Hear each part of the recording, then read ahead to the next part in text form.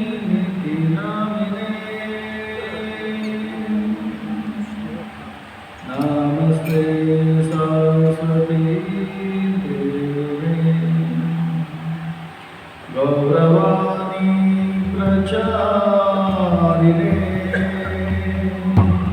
निर्विशेष शून्यवादी अशतादेशकारी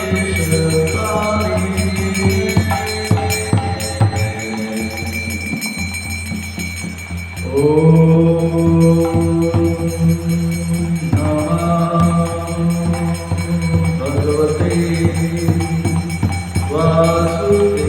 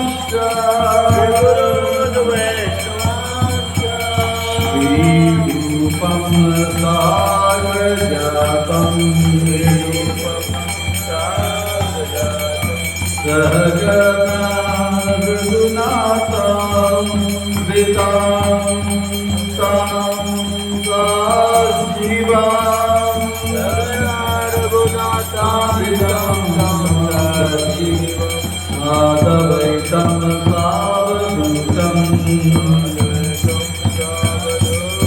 परिजनासहितं कृष्ण चैतन्य देवा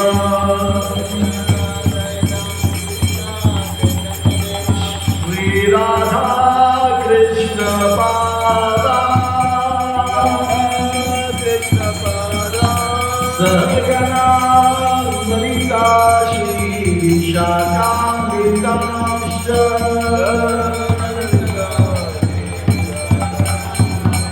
हे कृष्ण करुणा सिन्धु दीनबन्धु जगत्पते गोपीश गोपिकाकान्ता राधाकान्त नमस्तुते तप्त काञ्चन गौराङ्गी राधे वृन्दावनेश्वरी राधे वृन्दावनेश्वरी वृषभानुसुते देवी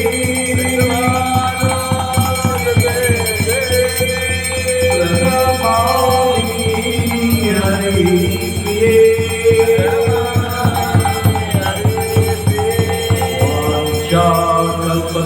कल्पतरुभ्यश्च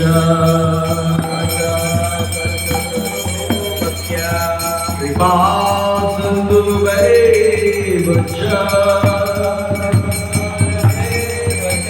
पतितानां पावनेभ्यो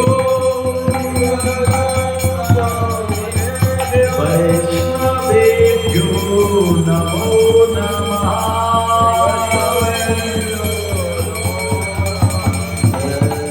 कृष्ण चैतन्य प्रभु Nityanand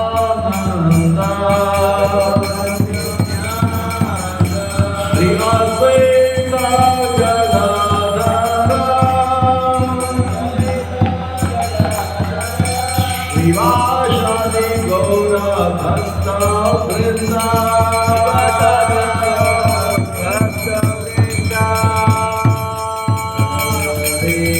Krishna Hare Krishna Krishna Krishna Hare Hare Hare Rama Hare Rama Rama Hare Hare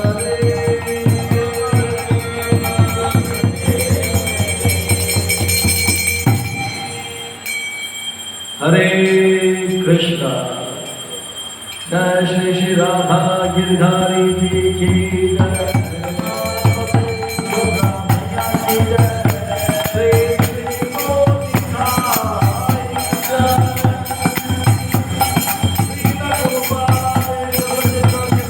Shri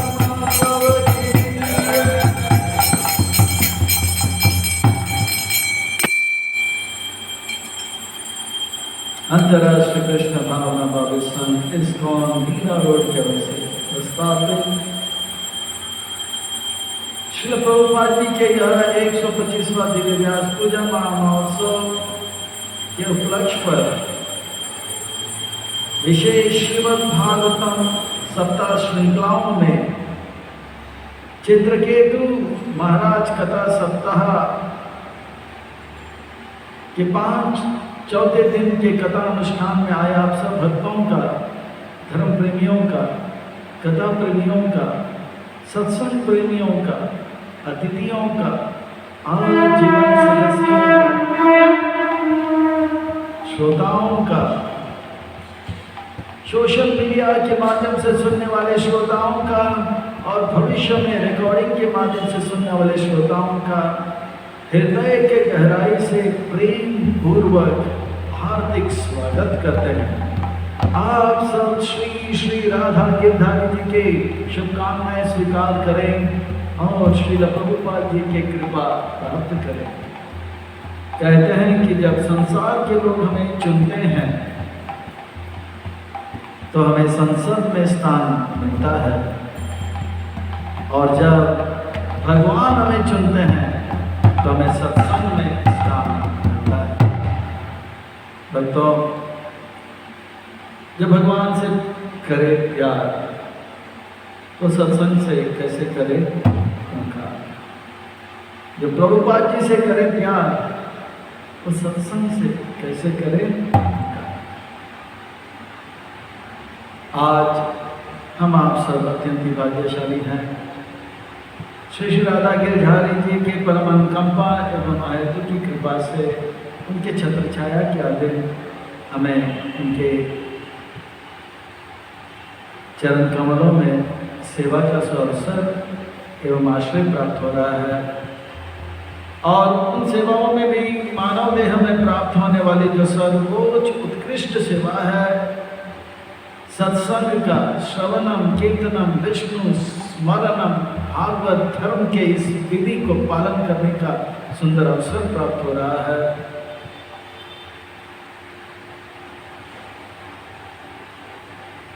इसलिए हम उन भगवान श्री श्री राधा गिरधारी जी, ललिता विशाखा, जगन्नाथ बलदेव सुभद्रा, श्री श्री गौर उनके परिकर से नतमस्तक होकर कोटि कोटि वंदन एवं प्रणाम अर्पण करते हुए अंतर्राष्ट्रीय कृष्ण भावना भव्य संघ इस्कॉन के संस्थापक आचार्य श्रील प्रभुपाद जी के चरणारविंद में कोटि कोटि वंदन प्रणाम अर्पण करते हुए गुरुदेव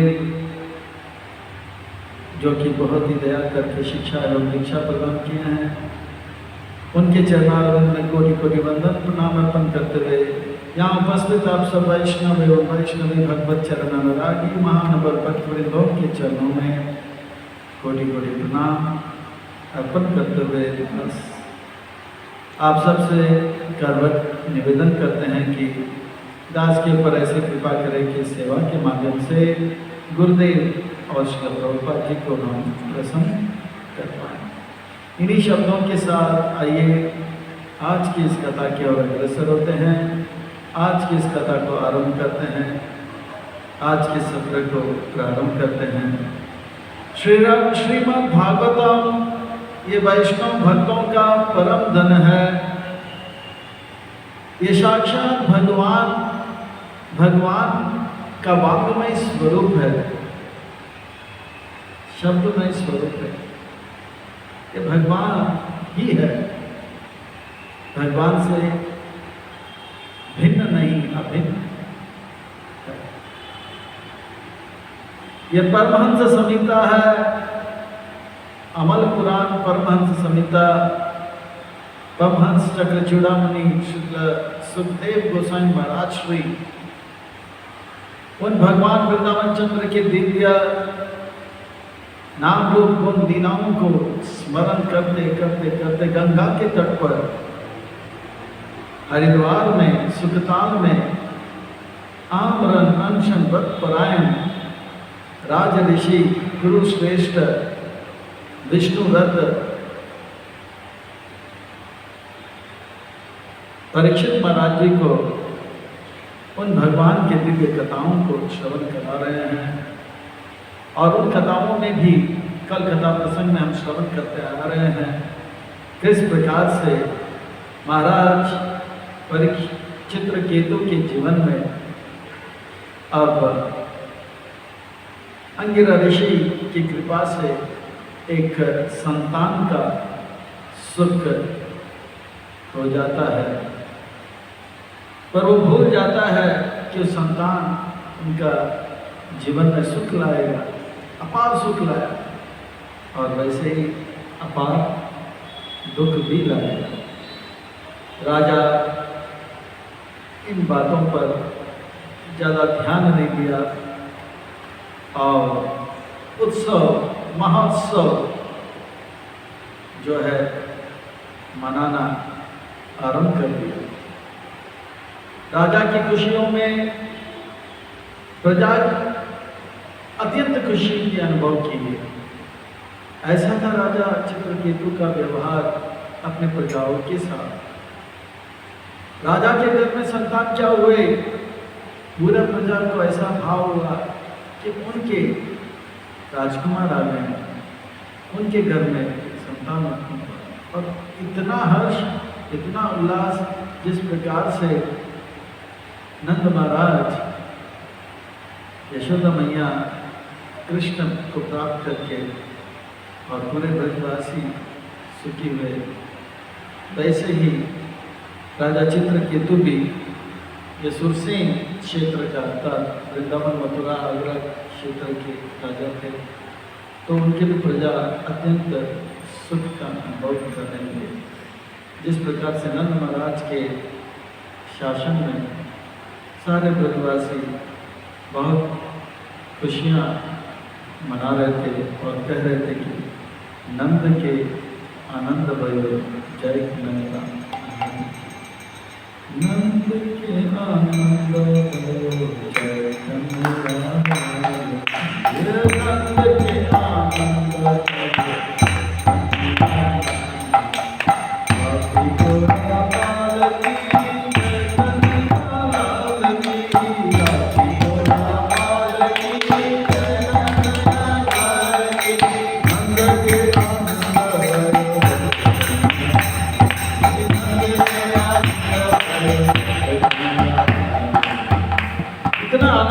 हो रहा था सारा प्रजाओं को।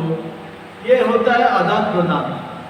जब राजा प्रजा से प्रेम करता है, अपनापन दर्शाता है, तो प्रजा भी राजा से प्रेम करते हैं और अपनापन दर्शाते हैं। राजा के घर में खुशियाँ और राजा के जीवन में जब दुख था, सारा प्रजा भी दुखी थे। यह है व्यवहार नंद महाराज से सीखना चाहिए। राजा चित्रकेतु के जीवन में भी देखा गया। नंद कौन है? जो औरों को आनंद देते हैं वो नंद है। और कृष्ण किसके जीवन में आते हैं? जो औरों को आनंद देते हैं। नंद के घर में कृष्ण आते हैं। नंद के आनंद भयो जय कन्हैया, जो औरों को खुशियाँ देता है वो ही नंद है। और जो नंद है उन्हीं के जीवन में कृष्ण आते हैं। कृष्ण औरों को खुशी देने का अर्थ क्या होता है? औरों को कृष्ण भक्ति से जोड़ना है, औरों को भगवान प्रभुपति के साथ जोड़ना है।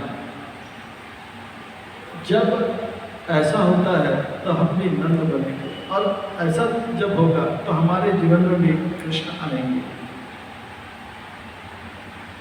नंद महाराज के जीवन में इतने प्रजा को इतने खुश ये थे कि पूरा प्रजा जो थे आनंद का अनुभव करेंगे। इसी प्रकार हमें चाहिए कि हर जीव के साथ, नंद महाराज ब्रज में हर जीव के साथ, वृक्ष के साथ, कीट के साथ, जलचर के साथ, पंछियों के साथ मनुष्य तो अपार सुख प्राप्त कर रहे थे, एक सुंदर व्यवहार कर रखते थे। ये कब संभव होगा? ये तब संभव होगा जब हम प्रभुपाद जी जैसे महान वैष्णव आचार्य के शिक्षाओं को अपने जीवन में उतारेंगे। प्रभुपाद जी जब ब्रज में थे, हृदयानंद गोस्वामी महाराज बहुत ही गोस्वामी वंश में, परिवार में उनका जन्म हुआ। उनका जब उम्र 106 हो गया था तब प्रभुपाद जी का तिरुभाव हुआ था। ये लगभग 1980 की बात है, तिरुभाव की बात। तब उन्होंने बताया मूल प्रकृति माता जी प्रभुपाद जी के प्रिय शिष्यों में से, उनसे कहा कि आपके गुरुदेव जो है उनके बारे में मैं कुछ कहना चाहता हूँ। बहुत कुछ बातें, पर मैं एक बात बताना चाहूँगा। कहा कि आपके गुरुदेव रूप गोस्वामी के समाधि दादा दामोदर मंदिर जो है जीव गोस्वामी की वहीं पे जो है उनका निवास, और वो जो प्रभुपाद जी का स्थान है आज भी अंतर्राष्ट्रीय कृष्ण भावना भविष्य संघ के सारे भक्तों के लिए अति प्रिय है, एक प्रेरणा का स्रोत है। पूरे अंतर्राष्ट्रीय कृष्ण भावना भावित का ये जो है मूल केंद्र माना गया है। यहीं से प्रभुपाद जी 11 साल या 10 साल तक संन्यास लेकर वहाँ पे जो है भागवत के ऊपर टीका लगा तैयारी कर पूरा अंतर्राष्ट्रीय कृष्ण भावना भविष्य संघ का जो योजना गुरु गोस्वामी के समाधि को देखते उस कमरे में होते थे। राधा दामोदर मंदिर प्राय वृंदावन ब्रज में जब जाते हैं अंतर्राष्ट्रीय कृष्ण भावना भविष्य संघ के भक्त लोग पहला प्रभुपाद जी का समाधि को प्रणाम करते हैं, फिर प्रभुपाद जी के उस रूप गोस्वामी दामोदर मंदिर जरूर करते हैं। वहाँ पे जब थे तो हृदयानंद गोस्वामी बार बार प्रभुपाद जी के सेवा के लिए तरसते थे, क्योंकि वो कहे कि मेरा ब्रज में 106 साल हो गया था। कितना? अनेक संत बड़े पूजनीय है, वंदनीय है, नित्य स्मरणीय है, पर आपके प्रभुपाद जी जैसे मैंने कोई संत को देखा नहीं। ये गोस्वामी कह रहे हैं, हृदयानंद गोस्वामी, और मैं उनके सेवा के लिए हमेशा तरसता रहता था, पर वो कभी सेवा नहीं देते थे। उनका संग लेने का प्रयास करते थे, वो इतने व्यस्त रहते थे भागवत की टीका में कि मैं कभी कभी देखा करता था कि ब्रज के जो वरिष्ठ वैष्णव होते थे उनके साथ बैठकर कभी कभी वो आपस में इष्ट गोष्ठी करते हैं। इष्ट गोष्ठी भगवान के बारे में चर्चा करते हैं, इसको इष्ट भगवान है उनके बारे में चर्चा करना, गोष्ठी बोलना, इसको गोष्ठी बोलते हैं, इष्ट गोष्ठी करते हैं। तो मैं बैठता था और मैं देखते थे उनके जो भाव है बहुत ही गहरा है। तो एक दिन वे दोपहर के समय यमुना के तट जाते थे। यमुना नदी जो है उसका धारा जो है 2 भाग में बट गया। ऐसा धारा होता था कि बीच में एक टापू बनता था, एक टापू का आइलैंड या एक छोटा सा रेत का। तो प्रभुपाद जी यमुना को पार करते थे नौके से और टापू पर रहकर आ जाते थे, वहाँ रेत था। तो उस रेत में अपने संन्यास दंड को गाड़ते थे और करताल लेकर संन्यास दंड के चक्कर काटते थे। हरे कृष्ण कृष्ण कृष्ण हरे हरे, हरे राम राम राम हरे। ये 1960 की बात है, तो लगभग 60 साल पहले की बात है। तो जितने भी ब्रज के यात्रीगण आते थे उनके लिए एक सुंदर दृश्य हुआ करता था और एक आकर्षण बन गया था, ब्रज का एक आकर्षण बन गया था। 10 साल तक ये करते थे। तो एक दिन हृदयानंद गोस्वामी महाराज ने कहा मुझे आपके कमरे का साफ सफाई करना है। तो प्रभुपाद जी ने बोला ठीक है। तो देखा उनके कमरे में बहुत सारे मकोड़े के जाल थे, ऊपर नीचे एकदम साफ। तो बोला आज अच्छा मौका है साफ कर दूँ। खचाखच उन्होंने कमरे को एकदम साफ किया था। प्रभुपाद जी जब आए तो बहुत क्रोधित हो गए हृदयानंद गोस्वामी से। ये मकोड़े जो हैं ये असली ब्रजवासी हैं और हम जो हैं आते हैं और जाते हैं। ये मकोड़े साधारण मकोड़े नहीं हैं, ये राधा रानी का कृपा प्राप्त करके यहीं पे जन्म ले रहे हैं और यहीं से जन्म लेकर वो गोकुल से गोलोक वृंदावन प्राप्त करेंगे। आपने ऐसा क्यों किया? तो हृदयानंद गोस्वामी बहुत खाने लगा। इसके बाद उन्होंने ब्रज में कोई भी मकोड़े को बनाया। तो कहने का तात्पर्य यह है कि प्रभुपाद जी मकोड़ों को भी और ब्रज में सांप को भी देखते तो मारते नहीं थे। ब्रज के एक एक जीव के प्रति प्रभुपाद जी का जो प्रेम है ये देखा जा रहा है। अब यही प्रभुपाद जी जब अमेरिका आते हैं तो कॉकरोच को देखिए, कॉकरोच को सीधा कमरे से उठा के खिड़की से बाहर फेंक देते हैं, बोलते हैं आप आपके लिए पूरा भौतिक जगत पड़ा हुआ है।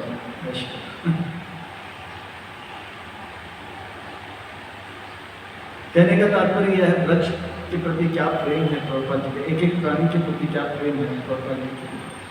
एक वृक्ष, दो वृक्ष आज भी ब्रज के कृष्ण बलराम मंदिर में हम देखते हैं, रास बिहारी मंदिर में देखते हैं। प्रभुपाद जी ने बोला ये वृक्ष तो तोड़ना नहीं, ये प्रेम है जीव के प्रति। ऐसा तत्व होता है जो हर जीव के प्रति इतना प्रेम का आदान प्रदान करता है, वही होता है नंद, आनंद देता है औरों को, और उन्हीं के जीवन में कृष्ण भी उत्पन्न होता है।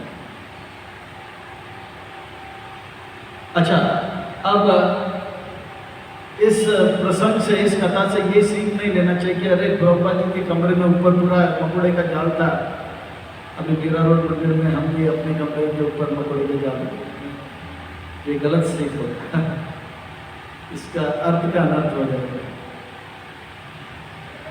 थोड़ा सा तो मकोड़े का जाल यहाँ वहाँ निकल जाए तो तुरंत साफ कर, ये ब्रज नहीं है, ये वृंदावन मीरा रोड, और साफ सफाई इतना रखना चाहिए। प्रभुपाद जी का अंतर्राष्ट्रीय कृष्ण भावना भावी संघ को जब स्थापन किए, ये पूरे विश्व में एक विप्लव लाया, क्योंकि उन दिनों पे 1970 और 1980 में जितने भी मंदिर हुआ करते थे, बड़े बड़े मंदिर,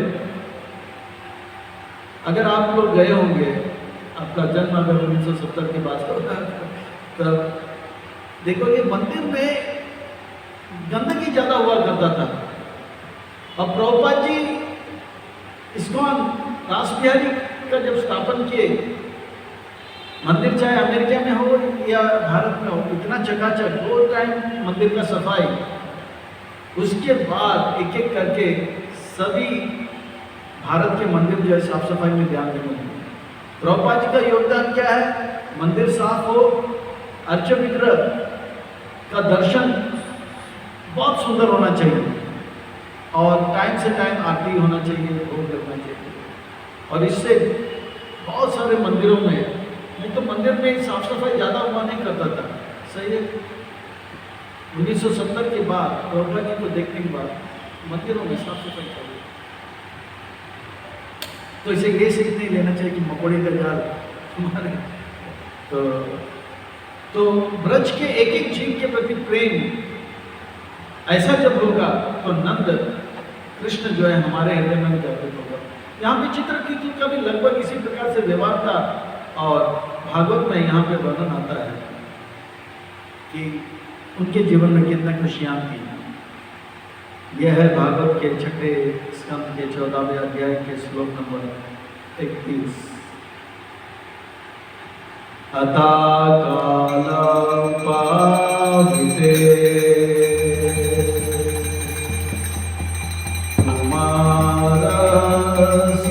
समजायता जानायन सुरसेनानां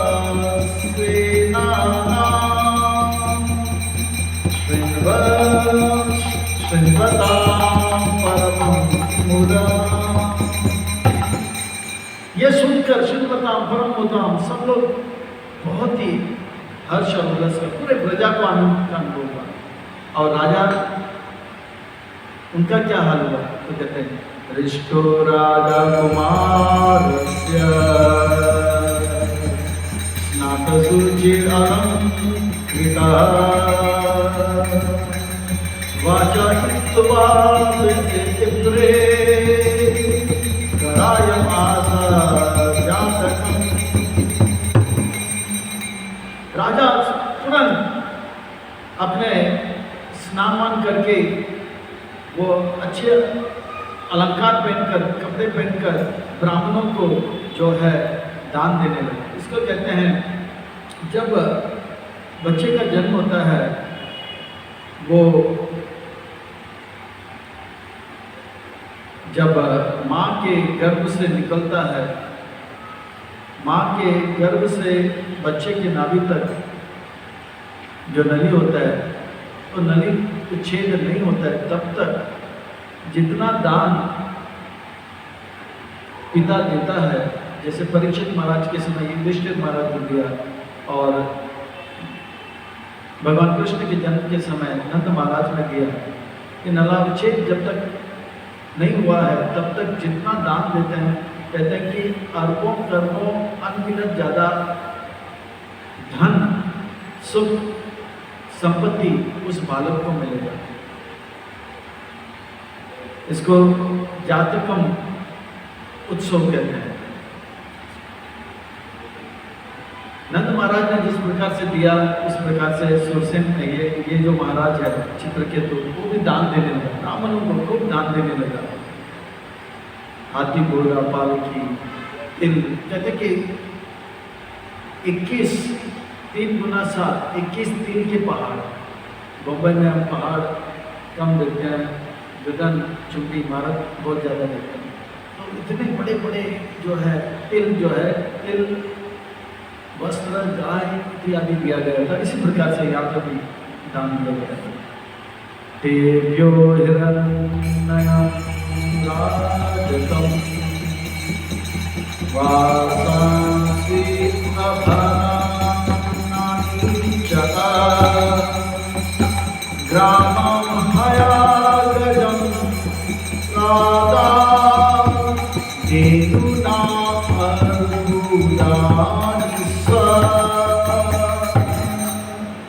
जिस प्रकार से हाथी घोड़ा पालकी ध्यान में दिया, तो कहते हैं देनु नाम अर्बुदानी, करोड़ों के संख्या में।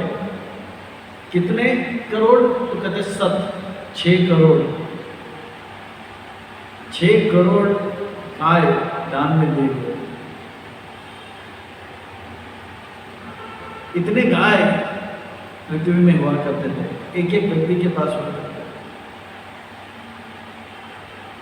पहले गाय ज्यादा हुआ करते थे, मनुष्य कम हुआ करते थे। आज भी आप विरार के और गाड़ी लेकर जाओगे तो जितने भी पहाड़ है, इसको गोचर क्षेत्र कहते हैं। हमारे मंदिर से जुड़े जन्माष्टमी प्रभु 2 या 3 एकड़ में बहुत सुंदर श्रीनाथ जी धाम गौशाला रखे हैं, वो पूरा गोचर क्षेत्र है। गवर्नमेंट इसको गाय को चरने के लिए स्थान दिया है, पर कलयुग का भयंकर प्रभाव ऐसा हुआ कि गाय को काटते गए, गोचर क्षेत्र जो है इसको कम करते करते करते उसको बिल्डिंग मनुष्य चरण क्षेत्र बना। वो मनुष्य वास्तव में असुर है, असुर चरण क्षेत्र बना दिया उसको। तो इतने गाय हुआ करते थे और गाय दान में दे रहे थे ब्राह्मणों को। अब ब्राह्मण इसके दूध निकालते हैं, दही बनाते हैं, मक्खन करके घी इत्यादि करते हैं, और उसके बाद ववर्ष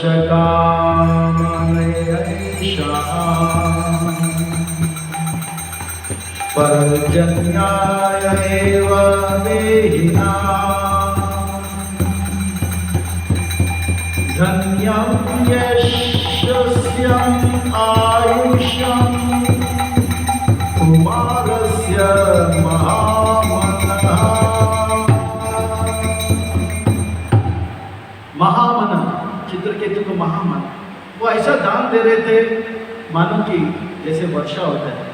वो ये नहीं देखता कि ये पहाड़ है, ये जो है सागर है, तो सागर में कम पहाड़ मिलेगा। बराबर सबको दान दे रहे थे, और दान देने के बाद सारे ब्राह्मणों से आशीर्वाद ले रहे थे। आशीर्वाद दो, आशीर्वाद दो, आयुष्मान भव, धनवान भव, पुत्रवान भव, यशस्वान भव, इस प्रकार से आशीर्वाद दो। और प्रभुपाद जी के पिताजी हमेशा रोज कम से कम 2 ब्राह्मणों को, साधुओं को, संतों को राजभोग में आमंत्रण करते थे, घर के बाहर जाते थे, कोई है भूखा, तो कोई साधु आ जाता था, तो भोजन परोसते थे और परोसने के बाद उनको दान देते थे और दान देने के बाद कहते थे मेरा बेटा ही है, मेरा बेटा है, आशीर्वाद दो कि राधा रानी के एक अच्छा भागवत का एक अच्छा और राधा रानी के एक अच्छा भक्त बने। ये आशीर्वाद ही काम आता है, दुआ ही काम आता है। इसलिए ज़्यादा से ज़्यादा वैष्णव कृपा, वैष्णव सेवा करके कृपा जितना प्राप्त करेंगे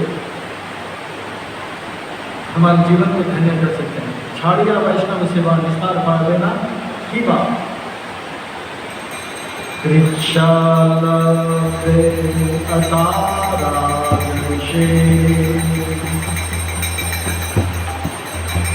तनाये अनुदिनं पितुर्यतामिह वास्य कृच्छ अपते सविष्णेह अनवरतः। इतना सुख का अनुभव हुआ, इतना आनंद का अनुभव हुआ, जिस प्रकार से एक भिखारी जिसके जो बहुत गरीब है उसको एकाएक छप्पड़ फाड़ के धन मिल जाता है तो वो कितना हर्ष सुख का अनुभव करता है। इसी प्रकार से कृच्छ लब्धे अथा राजे तनाय अनुदिनम, उसका प्रेम जो है अपने बेटे के प्रति बढ़ने लगा, आकर्षण जो है दिनों दिन बढ़ने लगा और इस प्रकार से एक संबंध बनने लगा। फिर अभी मातुस्तव अतीतम पुत्रे स्नेहो मोह समूहवा कृतज्ञते सपत्नीना प्रजा कामांगल आभवा। अभी तक राजा सुख का अनुभव कर रहा था, हर्ष, अब शोक करने का समय आ जाएगा। तो कहते हैं कि माँ राजा का आकर्षण, उनका कृतज्ञता जो है, उनका भी आकर्षण जो है बच्चे के प्रति, वो बच्चे को गोद में लेके इधर उधर घूमती है, मेरा बेटा, मेरे आंखों का तारा, हाँ मेरा लाडला, हाँ मेरा खाना, इस प्रकार के गोद में लेके घूम फिर रहे थे। और इतना ही नहीं, राजा चित्रकेतु जो पहले 100 करोड़ रानियों के ऊपर कभी कभी नजर डाल के बात भी करते थे, जब से ये पुत्र का जन्म हुआ सबको छोड़कर अब कृतज्ञता के प्रति ही स्नेह और प्यार जता रहा था। अब इससे क्या हुआ, बाकी जो रानियां थी प्रजा ग्रामम जरा अभवा, उनके हृदय में भी ये उत्पन्न हुआ कि हमें भी संतान चाहिए, हमें भी चालू चाहिए, हमें भी अंगिरा ऋषि आशीर्वाद दो, पर वो होने लगा। और वे उत्तेजित हो गए, बहुत उत्तेजित हो गए। ये बच्चा जब से आया है राजा तो हमें देख भी नहीं रहा है, हम रानी नहीं नौकरानी से भी गए गुजरे हो गए। नौकरानी को भी कभी कभी स्वामी जो है देखता है, उनसे कहते ये काम करो और उसके बाद तोहफा देता है। अब कोई काम नहीं, देखना तो दूर की बात, तोहफा तो भूल ही जाता।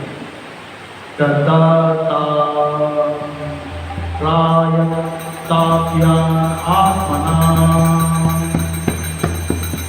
गर्भायन्तयो अभ्यासूया अनापत्येन दुर्गेन राजा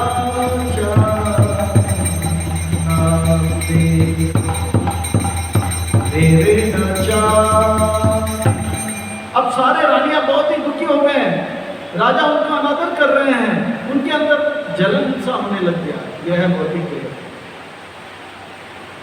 भौतिक जगत में सावधान होना चाहिए, जरा हट के, जरा बच के। यह भौतिक जगत मेरे भक्तों है मुश्किल जीना यहाँ, क्योंकि लोग जलते हैं बहुत, कि नफरत की दुनिया है। थोड़ा सा किसी को ऐश्वर्य प्राप्त हो जाए, सफलता प्राप्त हो जाए, उपाधि प्राप्त हो जाए, यश प्राप्त हो जाए, धन प्राप्त हो जाए, रूप प्राप्त हो जाए, बाकी लोग जलेंगे, भला उसका कमीज मेरे कमीज से सफेद कैसे,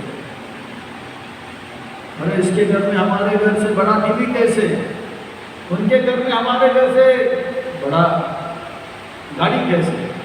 तो इस प्रकार से जलन होता है संसार में, एक दूसरे से जलते हैं और ये जलन संसार में रहते रहते सबको होता है। इसलिए भक्ति विनोद ठाकुर जो है एक सुंदर भजन गाते हैं, अपने आप को और पति जो है मानते हैं पर हमें शिक्षा दे रहे हैं। हमारा जीवन सदा पापे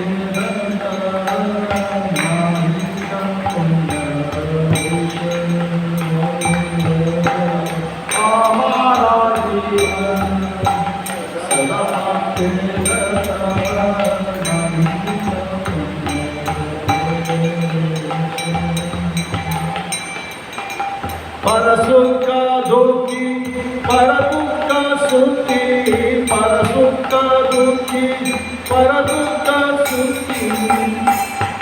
इस प्रकार से उस भजन में वो गाते हैं, मैं पापी हूँ, मैं औरों को सुखी जब देखता हूँ तो मैं दुखी हो जाता हूँ, और औरों को जब दुखी देखता हूँ तो मैं सुखी हो जाता हूँ।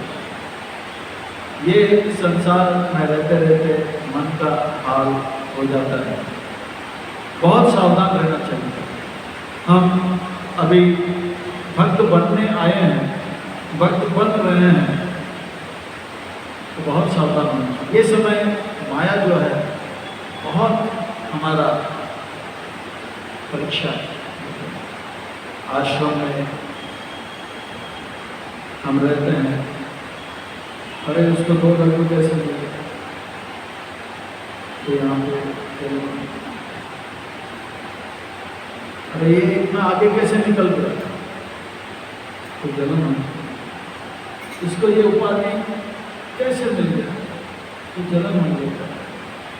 पर भक्ति करते करते हम देखेंगे ये जो बुरे विचार कम हो गया। भागवत हरिनाम भक्तों के संग में रहते रहते शून्य के जैसे हो जाता है, अगर गंभीरता से नहीं द्रौपदी की कृपा से हो जाता है। ये आसान नहीं है। भागवत में 8वें स्कंद 9वें स्कंद में महाराज ययाति कहते हैं कि संसार का सारा सुख भी मिल जाए, काम वासना जो है, भोग का वासना जो है, ईर्ष्या का वासना जो है, वो जाता नहीं है।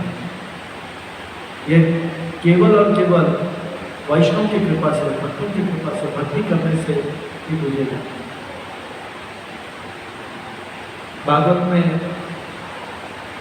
8वें स्कंद में समुद्र मंथन का एक प्रसंग में भगवान देवताओं को सावधान करते हैं। अब जो ये समुद्र मंथन हो रहा है, ध्यान देना, इससे बहुत सारे रत्न मिलेंगे और बहुत सारे अलग अलग वस्तु निकलेंगे। कुछ असुरों के पास जाएगा। आप ये मत कहो कि अरे मुझे वो वस्तु चाहिए था, वो मिला नहीं, क्योंकि जीवन का लक्ष्य वो वस्तु प्राप्त करना नहीं, अमृत प्राप्त करना है। आप अमृत का इंतजार करना। अगर घोड़ा निकले, चाहे वो घोड़ा जो है राजा के पास चला जाए, राजा बलि के पास जाए, कोई बात नहीं। ऐरावत निकले, इंद्र के पास जाए, 1000 ऐरावत आए, 1000 देवताओं के पास जाए, जिसके पास ऐरावत नहीं आया वो चिंता ना करे। इस समंदर मंथन में बहुत कुछ रत्न और बहुत सारे आभूषण ये सब निकलेंगे, पर इससे आप विचलित मत हो जाओ।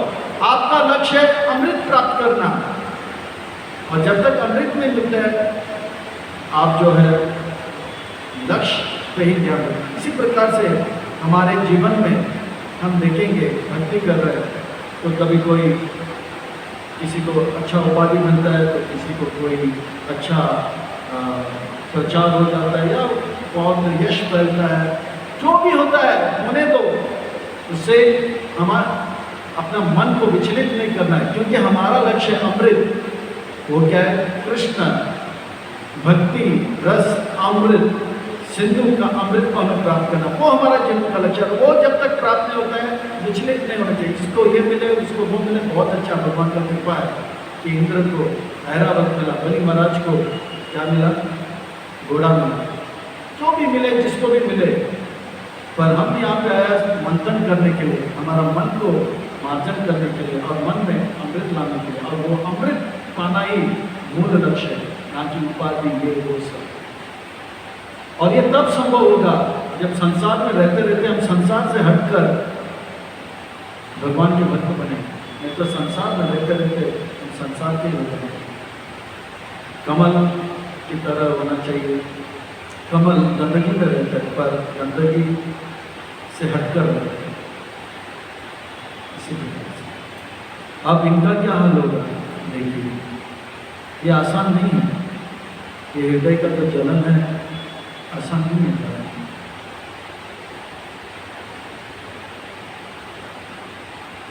दिक् दिक् अपराधं स्त्रियां पापं पत्युच्चाग्रासमं मतं सुप्रजापि सप्तमीतीरा दासीमेव तिरस्कृतिं। हमारा हाल जो है दासी से भी, नौकरानी से भी खराब है। नौकरानी भी रानी है, हम महारानी होते भी कुछ काम के नहीं। इस प्रकार से उनको बहुत दुख लगता है। जब से ये बालक आया, ये बालक जो है हमारा दुख का कारण है। तब एकाएक एक बहुत बड़ा मीटिंग हो जाता है, और इस मीटिंग में क्या निर्णय होता है हम देखते हैं। दासीनां कुरु संतापं स्वामिनां परिचर्यया अभिक्षणं लब्ध्वा मनानां दास्या दासेव दुर्भागः। दासी से भी बुरा हमारा हाल है। दासी को भी कभी कभी स्वामी बुलाता है, सेवा देता है, पर हम तो उससे भी गए नहीं करते। ये ऐसा क्यों है कि हमें देख नहीं रहा है? तो उसका निष्कर्ष अब सामने आता है। एवं संदायमानानां सपत्न्या पुत्र संपदा राजा सम्माता पृथ्वीना विद्वेष बलवान आभुता। ये रानियां बहुत अच्छे थे, जब वो राजकुमारी थे बहुत अच्छे थे, और जब विवाह हुआ तो भी वो लोग शांत थे। पर अभी जो है उनके अंदर द्वेष नहीं, विद्वेष उत्पन्न हो गया, भयंकर द्वेष उत्पन्न हुआ। ये द्वेष इतना उत्पन्न हो गया कि उनका मन का संतुलन जो है बिगड़ गया। वो उस बच्चे को अपना दुश्मन मान रहे थे, कृति को अपने दुश्मन मान रहे थे, और राजा के ऊपर मतलब क्रोध की दृष्टि से देख रहे हैं। क्रोध, जलन, द्वेष के कारण उत्पन्न होने लगा। ये विद्वेष, द्वेष में विद्वेष बहुत जलन होने लगा। और इस द्वेष के कारण क्या हो गया? विद्वेषणास्तमतया स्त्रिय दारुणा चेतसा घनं ददु कुमाराय दुर्वृषा निपतिं प्रति। इस द्वेष के कारण उनका जो मति है वो नष्ट हो गया। विदेश नष्ट मति स्त्रिया दारुणा चेतसा। उनका हृदय जो है पत्थर जैसा, लकड़ी जैसा कठोर हो गया। गारम दादू कुमार आया, वो बच्चे को मारने का उन्होंने पूरा योजना बना दिया, और उस बच्चे को उन्होंने जहर खिला दिया। कितने रानियों ने, कितने स्त्रियों ने 99 लाख 99,999 रानियां एक बहुत बड़ा षड्यंत्र रचा है। भागवत में एक जगह वर्णन आता है कि युधिष्ठिर महाराज ने श्राप दिया कि नारियों के हृदय में कोई रहस्य कभी दिखेगा नहीं, पर यहाँ पर एक नारी ने इतने सारे नारियां एक रहस्य छुपाकर, और ये रहस्य खुला नहीं, रहस्य के रहस्य रखे। मुझे लगता है ये युधिष्ठिर महाराज के श्राप के पहले की घटना होगी। इतना बड़ा जो है रहस्य खुला नहीं, षड्यंत्र था, बहुत बड़ा षड्यंत्र। और इस षड्यंत्र के द्वारा क्या था, उसको जहर देना रह गया था। और अब जहर जब उस बालक को दिया गया था, कीर्तनद्युति जो है उनको पता नहीं था कि मेरा बेटा सो रहा है, इसको जगा। कीर्तद्युति अजानन्ति सपत्नी नाम अगम महा सुप्त एव इति संचित्या निरीक्षया व्याचरते। इस प्रकार से कीर्तद्युति जो है वो भ्रमण कर रही थी। बोला बेटा रोज इस समय पे जग जाता है, क्यों नहीं जगा? तो समझ नहीं पा रही थी और वो सोच रहा था कि कल थक गया होगा इसलिए सोई होगी। पर वो ये नहीं जान पाया कि उनकी जो सपत्नियां जो है इस बच्चे को जो है जहर पिलाया है। और वो बोले चलो अभी जाके थोड़ी देर की बच जाएगा। पर शयनम सुचिराम बालम उपाधार्य मनीषी पुत्रमनन्य में भद्रे इति दात्री मचोदया। दासी से कहा बहुत समय हो गया, मेरा बेटा अभी तो रोता है और दूध के लिए पुकारता है, चाहिए बालक को बुलाइए। पर वो बालक को बुलाने जब गया तब क्या हुआ, दासी का हाल वो हम कल देखते हैं कि किस प्रकार से भगवान का जब भक्ति हम नहीं करते हैं, कितना हृदय में काम लोग जो है दिखाई पड़ता है। ये हृदय का जलन है, जलता रहता है, दिल जलता रहता है। ये पूरे विश्व में, जगत में जीव ही जीव है। और ये जीव कैसे हैं? बद्ध जीव है। और पूरी सृष्टि जीवमयी है और सब जीव के अंदर हृदय है और हृदय में जलन है। तो पूरा विश्व जो है एक दृष्टि से जल रहा है। इसलिए रोज सुबह हम लोग क्या करते हैं, संसार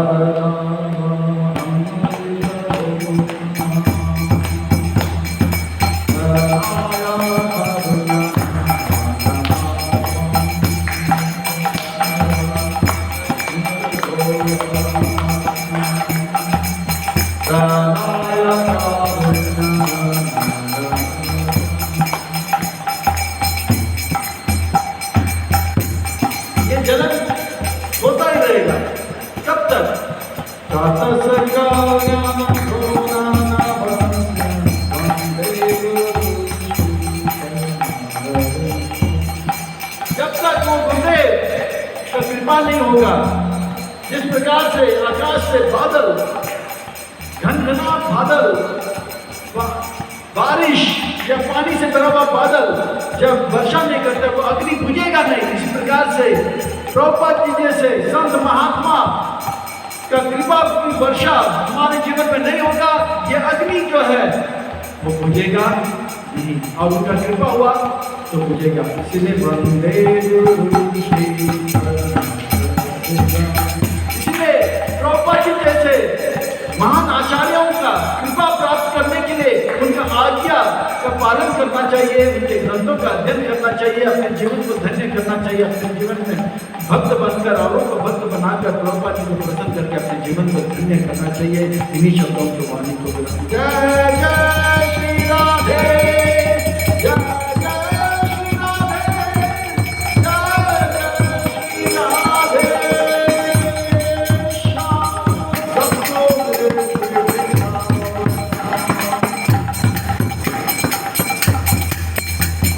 सबको खूब खूब साधुवाद एवं धन्यवाद। हरे कृष्ण।